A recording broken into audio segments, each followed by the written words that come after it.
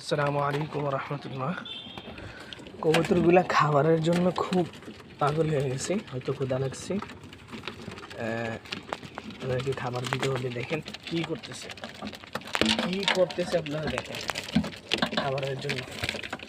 যাক, তারা খাবে, তাদেরকে খাবার দেবে। এখন তারা আস্তে আস্তে বের হবে।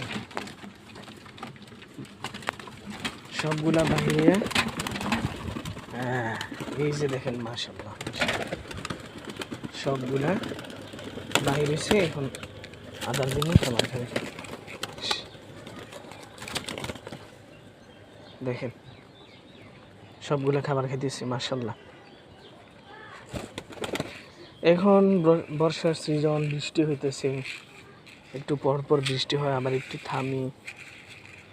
কবুতরগুলো ছাড়াটা হয় না, যার জন্য ওই ভিতরে থাকতে থাকতে কবুতরগুলো ময়লা হয়ে গেছে।